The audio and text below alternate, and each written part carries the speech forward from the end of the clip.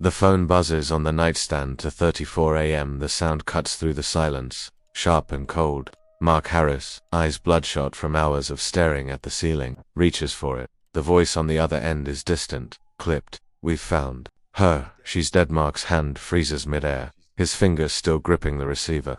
A muffled siren wails in the distance, drifting through the window, blending with the rising noise in his head. He slowly lowers the phone. A single, worn sneaker lies abandoned in the middle of an alley, its laces untied. A delicate silver bracelet catches the dim glow of a streetlight.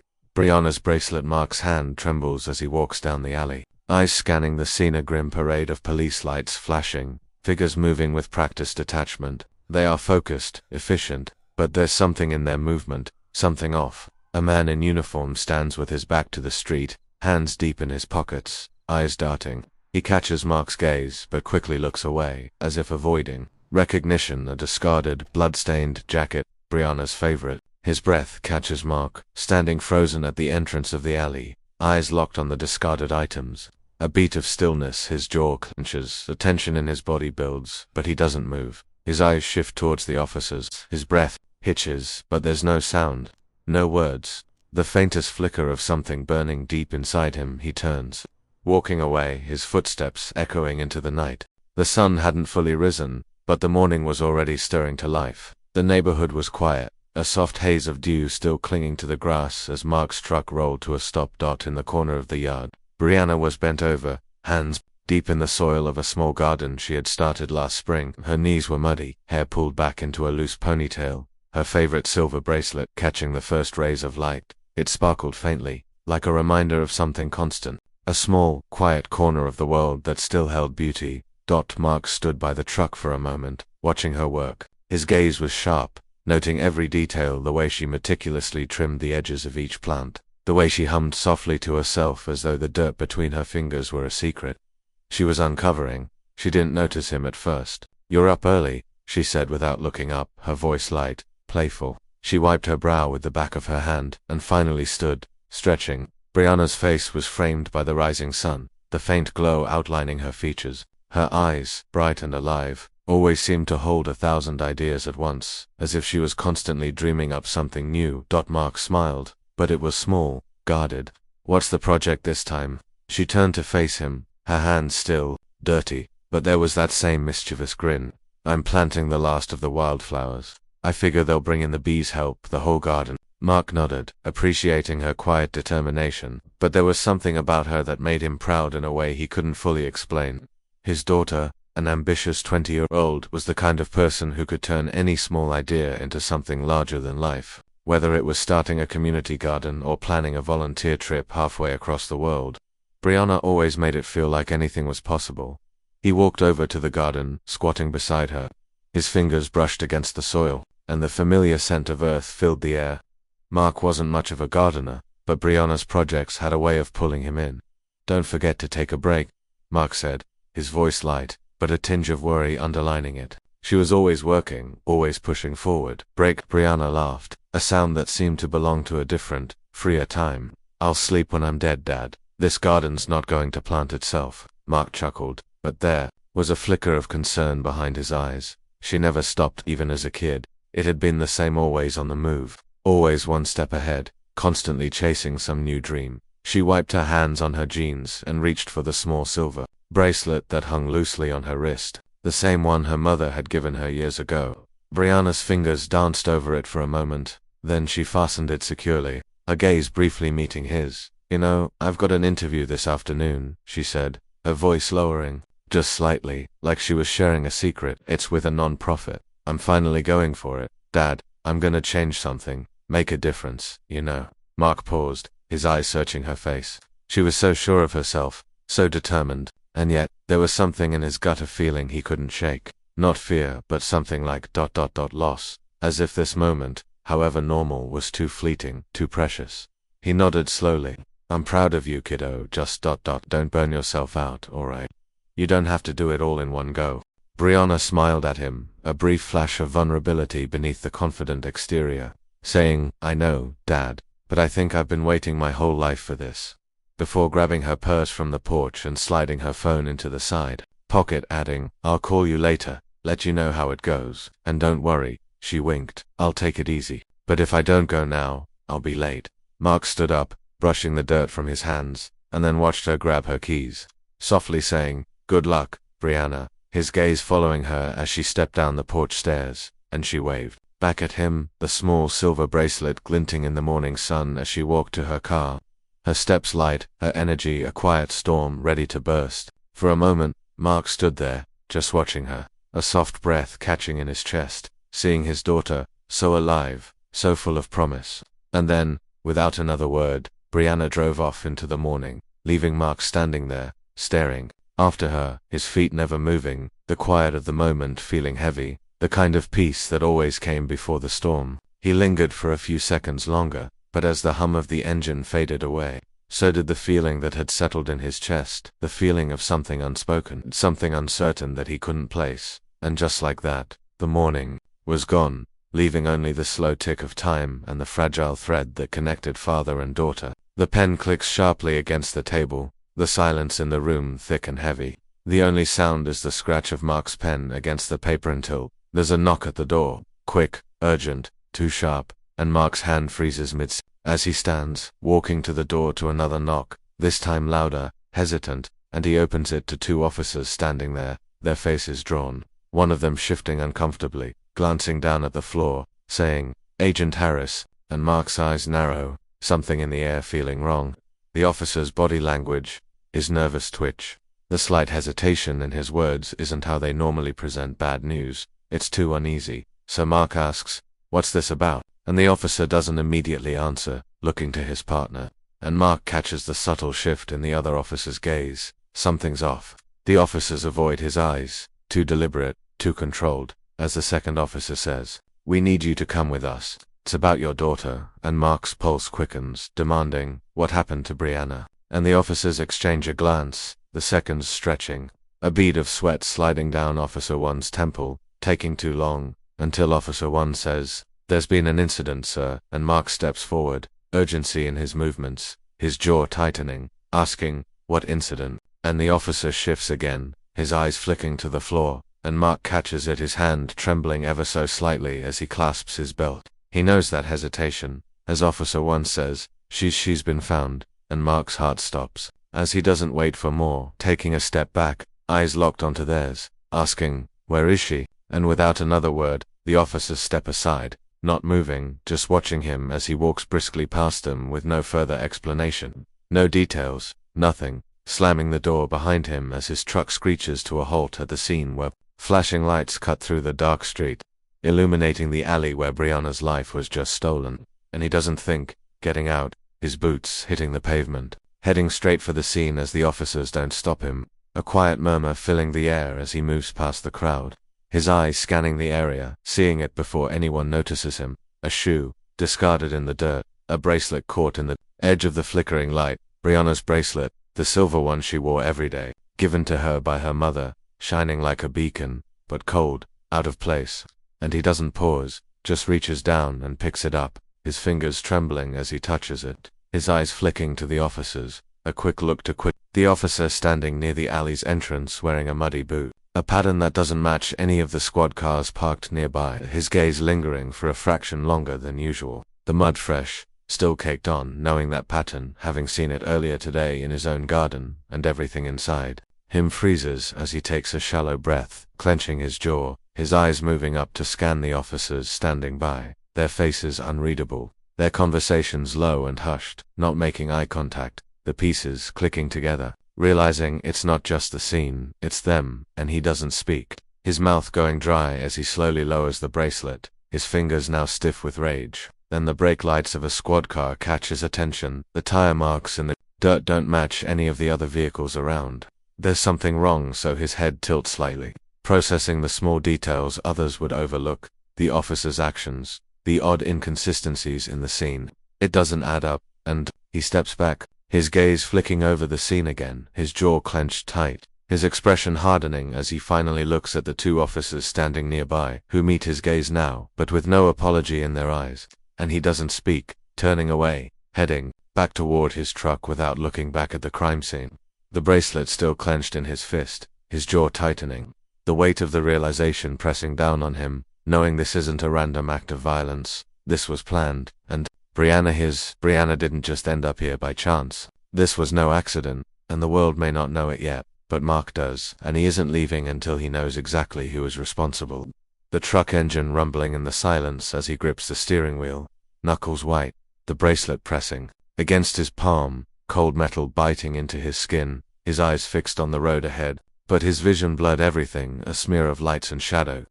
The road an endless blur of dark asphalt, his breathing shallow, erratic, his body rigid, taut with a tension that won't release. Then his truck pulls into the driveway, the headlights cutting through the quiet darkness, throwing long distorted shadows against the house, the familiar sight of his home once warm, once alive now seeming foreign, haunting. The sound of the engine shutting off as the silence swallows him, the door opening, creaking slightly, and Mark stepping inside to a house that is still, the warmth of the evening light long faded, leaving behind only the cold, lifeless remnants of what was once a home. Standing in the doorway for a moment, taking in the emptiness, his eyes flicking over the room, a half-finished puzzle. On the coffee table, her shoes discarded by the door not moving, frozen by the absence of her, with Brianna's presence everywhere, the last traces of her morning. Her coat still hung on the back of the chair, a mug half filled with the coffee she didn't finish, the faintest trace of her perfume still hanging in the air as he walks through the room slowly, carefully, hearing his own breath, the soft shuffle of his shoes against the floor, moving past the couch where she sat earlier, her laughter still echoing in his ears, the house feeling too quiet, too empty, a house built of memories, now hollow. He moves toward the kitchen, his hand pressing against the counter. His fingers touch the corner of the countertop, lingering as if searching for something, anything that could make this real. He opens the fridge. His eyes land on the small container of wildflower seeds, the ones they were going to plant together, the ones she had picked out for their garden, excited to see them bloom. She had talked about it all morning, smiling so brightly as if the world was hers to shape. He reaches for the container. His hand trembles, the seeds rattling softly inside the plastic. For a moment, everything stills. His eyes linger on the seeds. The simple plastic container, the same ones she had handed him just hours ago, filled with laughter and plans. The container slips from his fingers, crashing to the floor. The seeds scatter rolling in every direction, some even spilling under the cabinets. Mark's knees buckle, his body folds, crumpling to the floor. His back hits the tiles with a muted thud, but he doesn't move. He doesn't speak. The room is silent, save for the faint sound of seeds rolling against the floor. His body shakes violently, but it's not the sobs you'd expect. It's something else, a physical breakdown, a flood of emotion with no release. He presses his palms into the floor, the coolness of the tile offering no comfort. His fingers brush the small grains of soil that had come loose from the container, a cruel reminder of what they'd never get to finish. A small leaf caught between the tiles catches his eye. It's green, but a faint streak of mud marks its edge. He stares at it for a long moment, his breath catching in his chest, and then it hits him. The mud on his own shoes, the pattern, the fresh mud, the distinct imprint on the officer's boot, the same one he had seen at the crime scene, the one that hadn't matched the squad car tires. Mark's hands shake less now, his breath beginning to steady. He inhales, slow and deliberate. The stillness of the room is no longer suffocating, it's concentrated. He's not just breathing anymore, he's focused. Focused on the leaf and the clue that connects his life, his home, to what happened to Brianna, the leaf, the mud, the officers. His mind moves quickly, clicking through the pieces like a profiler would, pattern recognition, subtle details. Everything falls into place, it's all connected. He pushes himself up slowly, his hands braced against the counter, steadying himself. He doesn't look back at the scattered seeds. He doesn't look at the remnants of Brianna's life.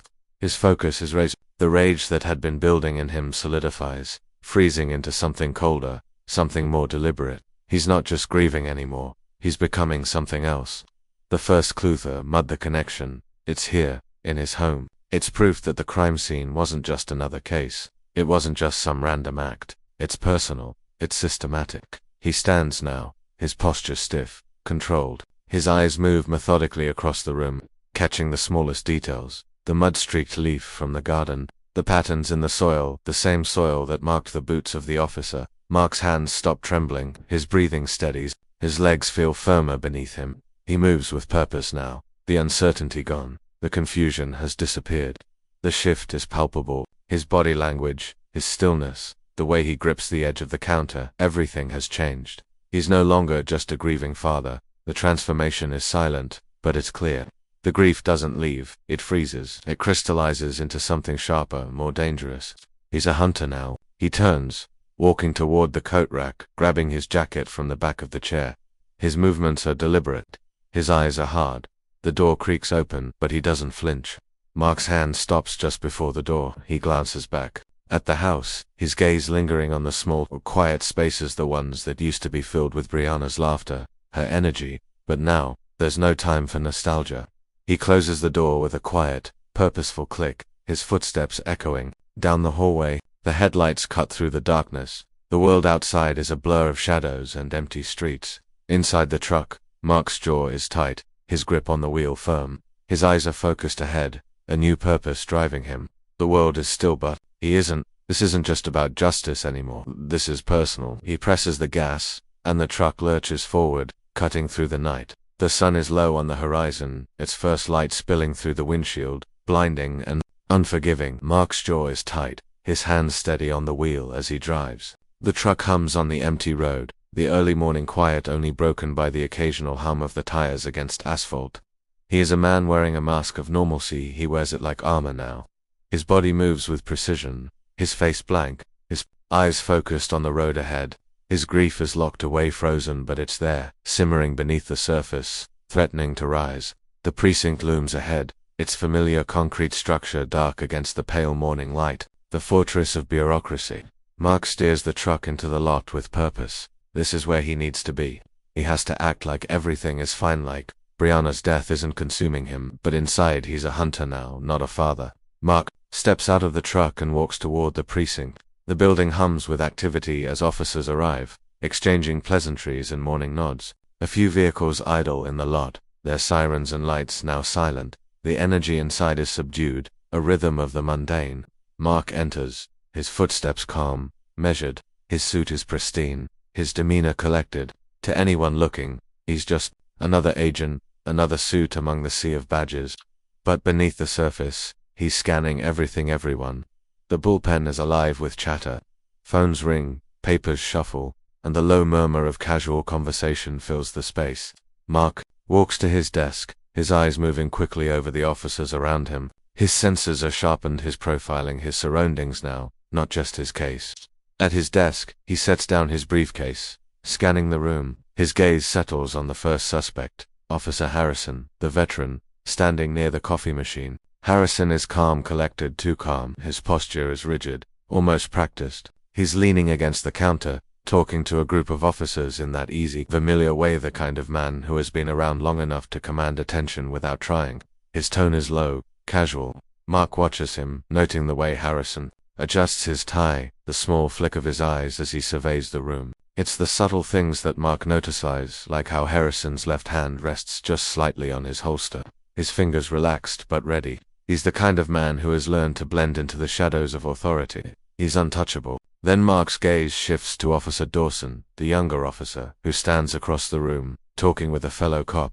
Dawson is fidgeting, his hands are shaking as he fumbles with a pen. He's constantly moving, too quick to make eye contact. His gaze darting around the room like he's hoping no one will notice him. Mark can see it in his stiff posture, in the way his fingers twitch. Dawson is the weak link, and Mark knows it. Dawson's gaze flicks toward Harrison, and for a moment, they share an almost imperceptible look. A quick exchange, silent but loaded. It's the kind of look Mark has seen countless times before, silent conversation, one full of secrets. But it's not the kind of conversation he's ever been a part of. Mark stays in his seat, watching. Mark makes his way to the break room, slipping through the crowded space unnoticed. He stands just inside, leaning against the doorframe, watching. A few officers are chatting idly, but one joke catches his ear, dark offhand. Officer 1 half laughing, "Yeah, guess she won't be doing any interviews now, huh? Such a shame. But hey, case closed, right?" The others chuckle, low and dry, as if it's just another day. Mark doesn't flinch, doesn't react.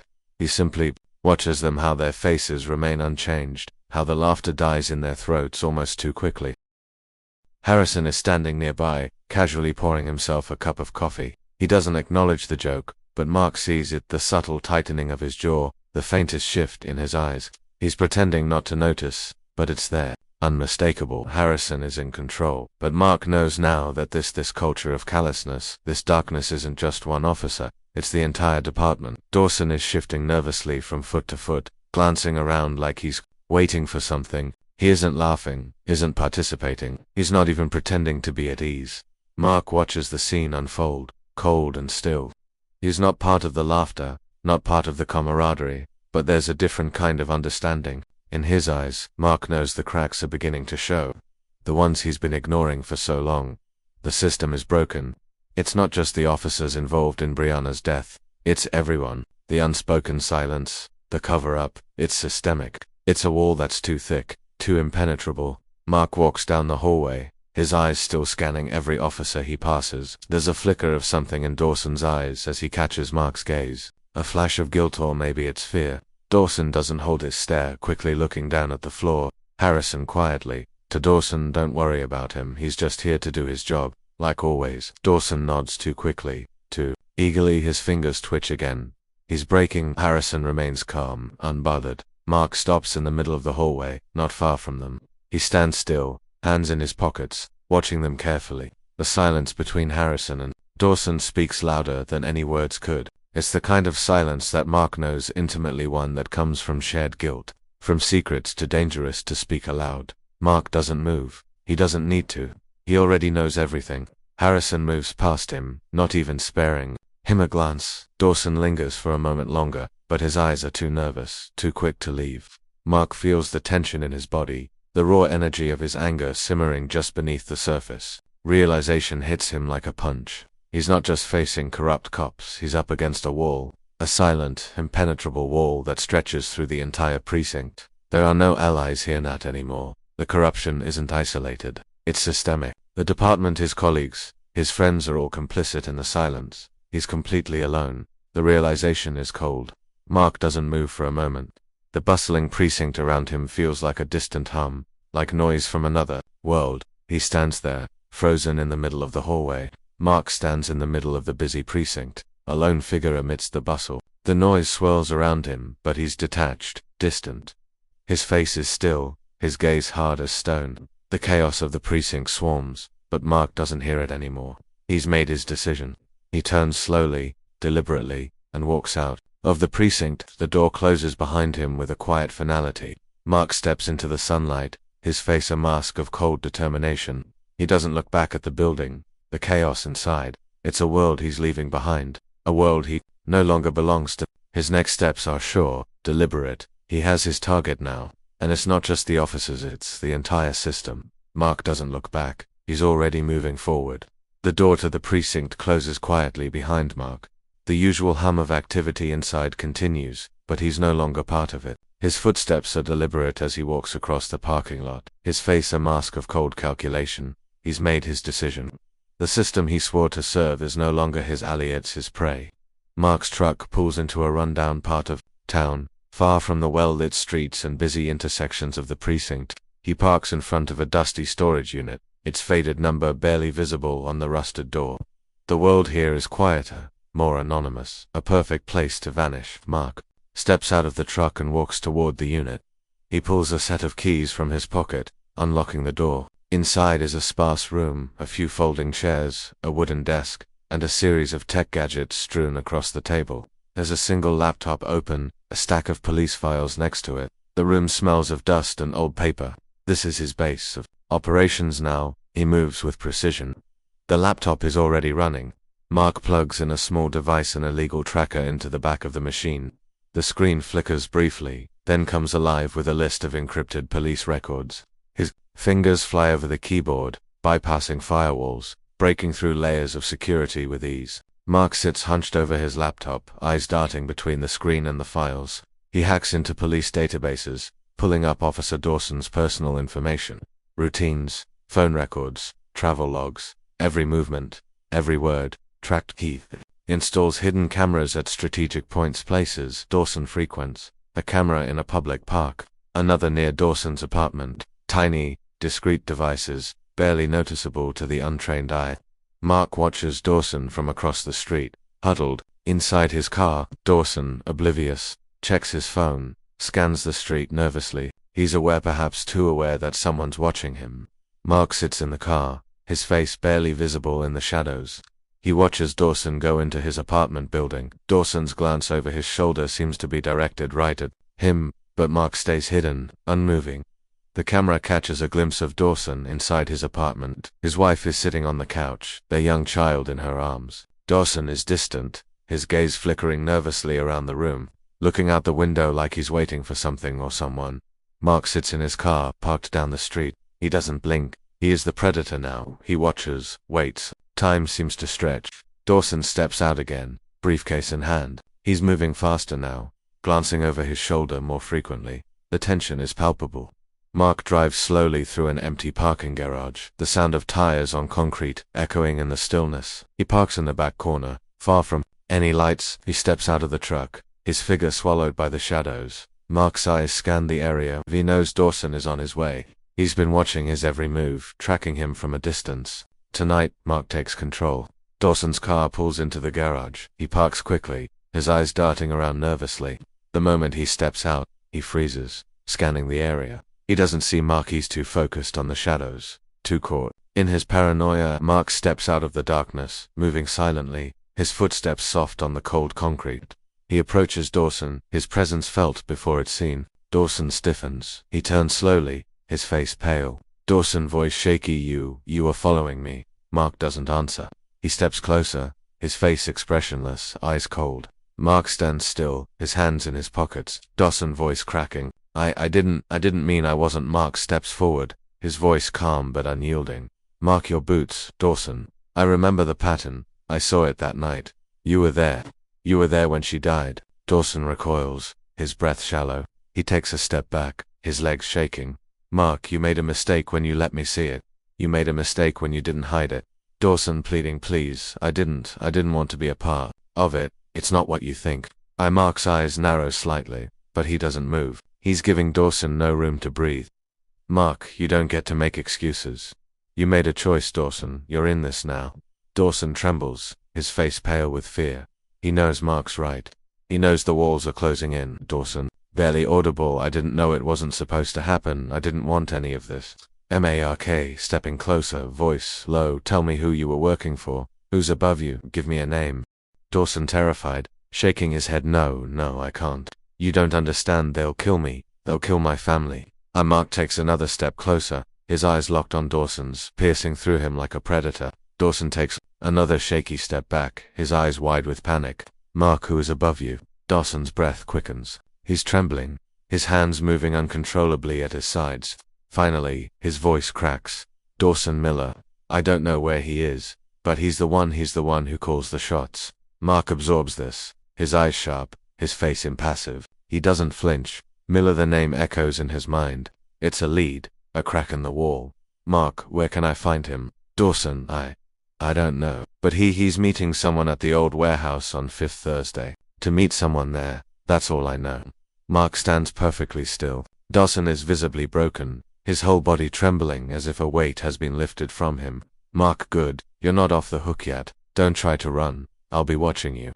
From now on, you belong to me. Understand? Dawson nods, his face pale, barely able to speak. Mark, go home. But remember this: if you try anything, if you betray me, you will take the fall. I'll make sure of it. Dawson doesn't move for a moment, his feet frozen to the floor. Finally, he turns and stumbles toward his car, his hands still shaking. Mark watches him go. Mark sits at the desk, the light from the single bulb casting shadows across his face. He opens his laptop, typing in the name Miller, the old warehouse, the location on 5th. His fingers fly over the keyboard, bringing up the necessary data. He leans back in the chair, the faint hum of the computer filling the silence. His fingers tap lightly on the table, his gaze unwavering. The pieces are falling into place, but the puzzle is far from complete. The corruption runs deeper than he thought. He's not just after justice anymore. The hunt has begun. Mark's face is cold and deliberate, his eyes focused on the screen. His hands hover over the keyboard as he types in the search for the name. Miller, nothing official, just records and trails. The kind of information only someone who knows where to look can find. The screen fills with information: his location, movements, associates, everything that connects him to the network Mark is now hunting. Mark leans back slightly, his fingers tapping rhythmically on the desk. The connection is clear now. Miller is the thread that links everything. The warehouse on 5th, the shady deals, the cover-ups, the whole rotten system. The storage unit is now cluttered with surveillance equipment. Mark stands in front of a table filled with tools, a signal jammer, a body-worn camera, night vision goggles, and earpiece microphones. It's a meticulous setup, everything he's going to need to enter the belly of the beast undetected. Mark whispering to himself, infiltration, not intervention. Mark carefully straps the body camera under his jacket, making sure it's hidden, but still angled perfectly to record. He fits the night vision goggles into place and tests the signal jammer, which emits a low, steady hum. He checks the battery levels on his devices one last time. The setup is flawless. Mark nods to himself. Mark's truck is parked at the far edge of the industrial district, a shadow in the corner of the parking lot. The warehouse looms ahead, a dark silhouette against the murky sky. There's no sound, save for the occasional distant hum of city traffic. This place is a ghost town. Mark checks his watch. It's nearly midnight. He takes a deep breath and steps out of the truck, moving quickly but quietly. He walks to the edge of the property, scanning the area. The warehouse is dimly lit with a single light at the front entrance, no guards in sight. Mark pulls a small device from his pocketa, signal jammer, and activates it, blocking any security cameras in the vicinity. Perfect timing. He adjusts the night vision goggles over his eyes. The world turns green. The faint outline of the warehouse and its perimeter come into focus. He begins his slow, careful walk toward the back of the building. Mark crouches behind a stack of crates, his body still as stone, his eyes locked on the entrance. Through his goggles he can see a small group of men moving inside the warehouse, faint shadows in the windows. His breath is steady, measured. He doesn't move. He waits. Mark adjusts his position. He moves between shadows, staying low, undetected. He moves around the building, making his way to the far side where he finds a small vented window, barely large enough for him to fit through. Inside the warehouse, he sees Miller standing with another man, his contact. They're exchanging something, but Mark can't make out the details. The conversation is too low, too muffled. Mark stays close to the window, watching them through the glass. He notices a few crates, labeled with a generic, official city seal. His eyes narrow. This is bigger than a simple cover-up. Mark has successfully infiltrated the warehouse, slipping through the vent and hiding behind a stack of crates. The room is dark, the only light coming from overhead fluorescent lamps that flicker intermittently. He takes slow, measured steps, crouching low, blending into the shadows. He watches from his position as Miller and his contact sit at a makeshift table, papers and files spread out before them. The conversation is cold, clinical, nothing about the murder. Mark listens intently. His heart rate steady, Miller quietly, his voice low but authoritative. The asset has been liquidated. Contact good, the project site needs to be sanitized. We can't afford any loose ends. Miller, ensure the external audit finds nothing. Make sure all the paperwork is clean. The words are sharp, detached, but to Mark, it's clear they're talking about Brianna. Mark whispering to himself, under his breath, liquidated, sanitized. Contact, the Harris variable is becoming a liability. Contain it. Mark's breath catches for a second. Harris, they know he's investigating. They know. This isn't just about Brianna's death, it's about something much larger. Miller, contain it. If the Harris variable becomes a threat, we will handle it. The language is chilling. It's corporate. It's business. But Mark knows they're talking about him. Miller, quietly get the job done. We'll clean up the rest. Mark's mind races, but he doesn't move. He doesn't speak. They're not just covering up a murder, they're covering up something much bigger. The danger is clear now. Brianna wasn't just a casualty. She was silenced because she was on the brink of exposing something massive. And now, Mark's involvement means they know he's a problem, too. Miller, make sure there's no trace. Not a single thread left. To pull contact, understood. The project's on track. The men stand, exchanging a few more words, but Mark is already moving quiet, deliberate. He knows the risk, but he has to get out. He has the evidence, but it's still circumstantial. He can't be seen. He can't get caught. Mark slips through the shadows, making his way toward the exit. His pulse is steady, his movements fluid. He's almost free when he accidentally kicks a loose pipe, sending it clattering across the concrete floor.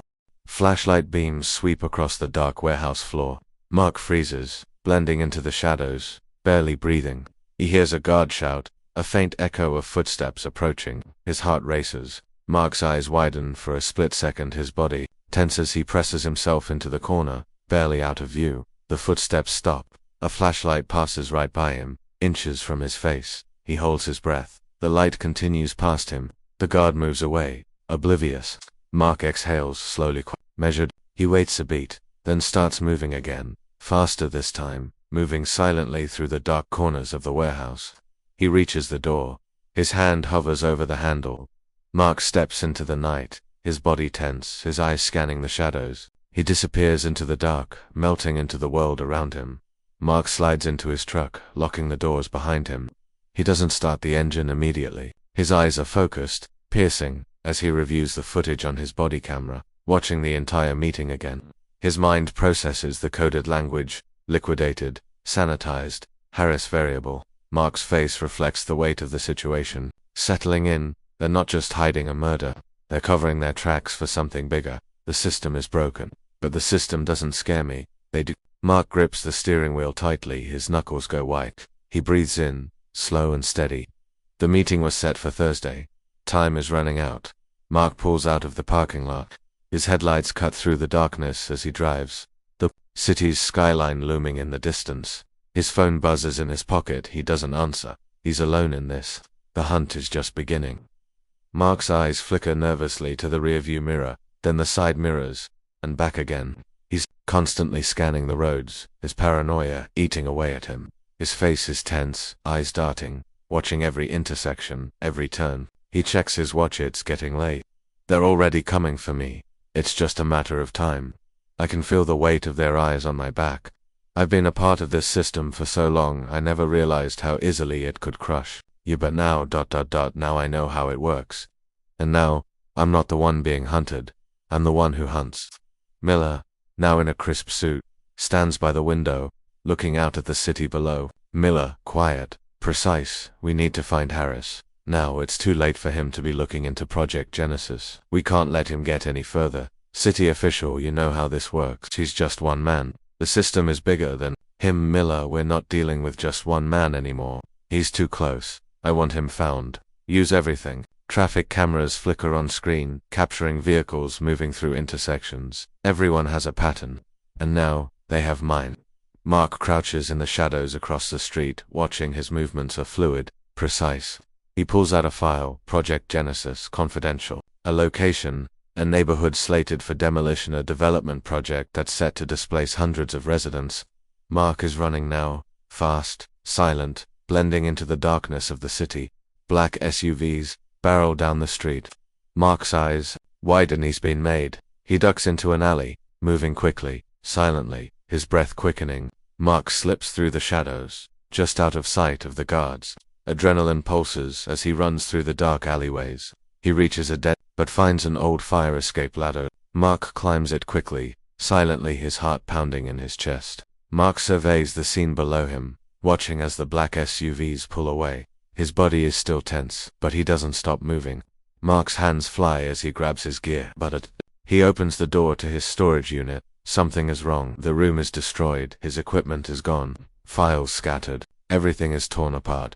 They knew I was coming. They're everywhere. Mark reaches for his phone and smashes it on the floor. He takes his wallet, pulls out the cash, and abandons it. His identity is gone. He's a ghost. Mark takes one last look at the wreckage of his old life, then turns and walks out of the storage unit. Mark walks through the streets, his steps aimless, the weight of the night pressing down on him. His face is gaunt, eyes hollow. The world around him is indifferent. The sounds of the city, the hum of traffic, the distant chatter of pedestrians, the sharp click of heels on the sidewalk are nothing but noise. Close up on Mark's face, his eyes dart nervously, scanning every passerby. He doesn't belong here anymore. He doesn't belong anywhere. His grip on the small wad of cash in his pocket is the only thing tethering him to the present. Mark sits at a computer in the back of a small, crowded library. He's hunched over the keyboard, his eyes flicking between the screen and the room, constantly watching, constantly aware. He doesn't log in. He doesn't touch anything personal, just pages and pages of research names, addresses, and deep dives into Project Genesis. The line at the soup kitchen snakes out the door. Mark waits patiently, but his gaze is always shifting, constantly checking for anyone who might recognize him. He blends into the crowd, another face in the sea of anonymity, another man with nothing left. He receives his food in silence, his hand shaking slightly as he takes the tray. The food is simple, unremarkable, barely enough to sat the gnawing hunger inside him. But the hunger in his stomach is nothing compared to the emptiness in his chest. The loss, the betrayal. He finds a seat at the farthest corner of the room, his back to the wall. He eats mechanically, the noise of the kitchen and the murmurs of other patrons all blending together. He's invisible completely, utterly invisible, but the moment is fleeting. Mark's eyes catch a flicker of movement. A woman, seated 2 tables away. She's older than him, weathered, cynical. Her eyes meet his for a fraction of a second before she quickly looks away. Her movements are calculated, careful, as though she's trying not to draw attention to herself. She gets up from her table, walking with purpose. Mark's eyes narrow, but he doesn't move. He doesn't make a sound. The woman comes to his table and, without a word, places a small folded piece of paper on his tray. Then, just as quickly, she leaves, disappearing into the crowd. Mark stares at the paper, his heartbeat picking up. Slowly he unfolds it. Note, I know who you are. I know what they did to you. If you want to burn it all down, meet me at the old train yard at midnight. Come alone. His eyes linger on the words, the weight of the message sinking in. There's a flicker of hope, but it's buried beneath a thick layer of suspicion. Mark arrives at the desolate train yard, the clatter of the city barely audible. From this far out, the rusty tracks stretch into the night, lit only by the cold, flickering light from an old lamp at the far end. The air is thick with the smell of rust and decay. Mark's steps are measured, slow. His eyes are constantly scanning the shadows, the abandoned buildings, the darkened corners. He knows this is a risk. He's been burned too many times before. A figure moves in the shadows. A woman. She's wearing a dark jacket, her face hidden in the collar. She moves quickly, confidently, stepping out of the darkness and into the faint light. It's Lena Reyes. She's older, rougher, with lines on her face that speak of years of frustration, anger, and defeat. There's something in her eyes, a fire that hasn't been completely extinguished, but there's also fear of being seen, fear of trusting someone again. Mark, you're the one who left the note. Lena nods, her eyes scanning the area nervously. She keeps her distance, but there's something desperate in her eyes. Lena replied, I've been watching you. I know what they did to you. They didn't just kill your daughter, they've been stealing from this city for a decade. Mark doesn't respond immediately. He watches her carefully, his expression hard, unreadable. Lena said, they've covered it up, buried it, but I've been watching them. I've got the proof. But it's all too much for me to handle alone. She pauses, measuring his reaction, but he remains silent, unmoving. Lena, taking a deep breath, and said, you're the only one who can do something with it. You're the one who's not afraid to burn it all down. Mark's gaze flickers for a moment, curiosity in his eyes. Mark replied, and the proof. Lena glances around once more before walking towards an old, rusted storage container. She pulls out a key and unlocks it, revealing a small, secure locker. The smell of old paper fills the air as she opens it and pulls out a large, yellowed folder. Documents, ledgers, checks. Lena holding it out to him and said, this is all I've got. The real proof of the corruption, the land deals, the illegal kickbacks, everything. The Genesis project. It's all in there. Mark takes the folder carefully, his eyes narrowing as he flips through the pages. Lena said, every piece of it points back to them, Miller, the city officials, the whole network. It's all in the documents, but you can't use it on your own. You'll need help. Mark doesn't say anything for a long moment. He simply watches the pages of the folder, his mind racing through the connections, the implications. Mark replied, why me? Lena's face is hard, but there's something vulnerable in her voice now. Lena said, because I can't do this anymore. I've been burned by the system. I tried to expose them, but they got to me. I'm not naive enough to think I can just walk in and get justice. But you, you know how to fight them. I need you to help me bring them down. Mark looks up at her, the weight of the decision settling on him. He's silent for a long moment. Mark replied, I don't need anyone else. Lena looks at him, her eyes hard, but there's a trace of understanding in them. Lena replied, if you're really ready to burn it all down, then we'll do it together. You've got the skills, the drive. I've got the proof. We can't let this go. Mark nods slightly, absorbing her words, the gravity of the situation sinking in. Mark drives, the folder on the passenger seat beside him. His hands grip the wheel tightly, his knuckles white. The city stretches out in front of him, silent, indifferent. Mark's jaw is clenched, his eyes focused, sharp. His mind is running through the plan. What's next? What's at stake? This is the point of no return, Mark said. I'm no longer who I was. I'm a ghost, a hunter, and the system, it's just the prey. The truck hums down the empty street. The road ahead is unclear, but Mark knows exactly what he has to do. He's alone, but he's not helpless. Mark stops in front of an old, abandoned warehouse. The dim light from a nearby street lamp flickering in the distance. The world is quiet, but there's a new fire in his eyes. Mark opens the folder once again, the pages filled with documents, names and addresses. He exhales, slow and deliberate. Mark said, I don't need anyone else. I'll do this my way. The system is broken, and I will break it. Mark's truck slowly rolls to a stop in front of the dimly lit warehouse. The area is dead quiet. The cities hum a distant murmur. He glances at the passenger seat where the folder containing Project Genesis sits. The papers are all marked with damning evidence: land deals, embezzlement, illegal contracts, the kind of documents that can take down empires. But it's not enough yet. Close up on Mark's hand gripping the steering wheel. His knuckles are white, and his jaw is clenched tight. He doesn't get out of the truck immediately. He's been preparing for this. But there's a cold, calculated finality in his demeanor now. This is it, the last piece of the puzzle. He finally opens the door and steps out, walking toward the entrance with purpose, not a trace of hesitation.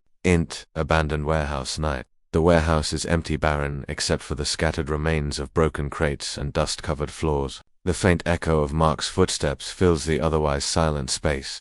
He's not alone though, someone's waiting.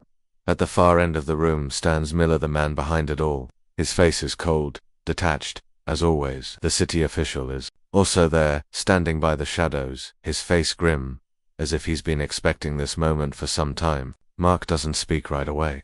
He simply walks toward them, his eyes cold and unwavering. Miller quiet, almost amused. You've come far, Harris, but I'm afraid this is where your journey ends. Mark stops a few feet away from them, his gaze steady and sharp. The room is thick with tension, but Mark is unflinching. Mark, soft, deliberate. This isn't over, it's just beginning. Miller smirking. You still don't get it, do you? This isn't about justice anymore. It never was. It's about power, and you were never part of the equation. The city official looks over at Miller, their silent understanding clear. They know that this is just a game of time. City official stepping forward. You're a relic, Harris. The system moves on, with or without you. Mark's eyes narrow as they share this quiet exchange. The contempt in their voices doesn't faze him. They don't understand this isn't a game. This is personal. Mark firm, cold. You'll never bury this. Mark pulls the folder from his jacket, letting the papers spill out in front of them, proof of everything they've done. The hundreds of lives they've ruined, the millions they've stolen. He doesn't need to say anything. The evidence is right in front of them. But Miller, cold as ever, just chuckles. Miller, you think this will change anything? You think anyone will believe you? The system you fought for is already ours. We own everything. Mark doesn't flinch. He's been through this before. This is just another lie from men like them, the ones who think they can control everything with their money and power. Mark shifts his gaze toward the city is now visibly nervous, a flicker of uncertainty in his eyes. He knows the walls are closing in, but he refuses to show it. marklow.com. You can silence the voices, but you can't silence the truth. The city official starts to speak, but before he can, Mark makes a sudden move. He pulls out his phone, his eyes locked on Miller's. In one swift motion, he taps the screen, triggering the body-worn camera that's been recording everything. Mark, quietly, it's all on record. Every deal, every lie. You can't erase this, and you know it. Miller's expression falters for a moment. The city official's hand twitches. They've underestimated Mark. It's too late now, Miller. Voice steady, but tense. You're a fool if you think you're walking out of here with that footage. We'll make sure you disappear. Mark's eyes never leave theirs. He's already moved beyond this moment. He's already won, no matter what happens next. Mark, firmly. You're already gone. The air between them grows heavy. The tension is unbearable. But Mark doesn't budge. He's no longer afraid of them. The hunt is over. Now it's time for them to face what's coming. Mark walks out of the warehouse, leaving the chaos behind. The world feels different now. He's no longer a part of it. As he walks toward his truck, a faint sound of a siren fills the air. He doesn't look back, but just as he reaches the door, he feels a sharp pressure on his back. To black SUVs pull up, blocking the entrance. Mark takes a deep breath. He's not running anymore. They want to finish this, but they'll have to face him first. Inside one of the SUVs, the city official is on the phone. His voice is low, urgent. City official, make sure Harris doesn't leave here alive. We're not taking any chances. He hangs up the phone, his face twisted in frustration and fear. He knows this isn't going to end well for them. The walls are closing in, and Mark Harris is the one who's tearing it all down. Ixed warehouse parking lot night. Mark moves quickly, slipping into the shadows, disappearing into the dark alleys that surround the warehouse. His mind races. Got the proof, but he's still a target. The game's not over yet. He ducks behind an old dumpster, breathing heavily. His eyes dart to the side, scanning the street. The SUVs are close, the guards moving in every direction, closing in on him. Mark isn't worried. He's been here before. But this time, he's the one in control. He pulls out the small burner phone he grabbed earlier and dials a number. Mark slides into the driver's seat, his hands steady on the wheel. He looks into the rearview mirror, watching the SUVs start to move. They've finally caught up, but they don't know who they're dealing with. Mark slams the truck into gear, turning the engine over with an easy grace. Mark said, "They think I'm the one who's running. They don't understand. They're the ones being hunted now." Mark's truck disappears into the night, his heart beats steady, calm. This isn't a victory. Not yet. But it's the beginning. He's no longer an FBI agent, he's a ghost now, and the game is just getting started. In a city riddled with corruption, former FBI agent Mark Harris embarks on a relentless quest for vengeance after the brutal murder of his daughter. As he uncovers a vast conspiracy involving corrupt cops and powerful city officials, Mark is forced to leave everything behind: his identity, his career, and his humanity. Now, a ghost in the system, he becomes a hunter, determined to burn it all down. But as the system closes in on him, Mark must decide whether true justice is worth the cost of everything he's lost.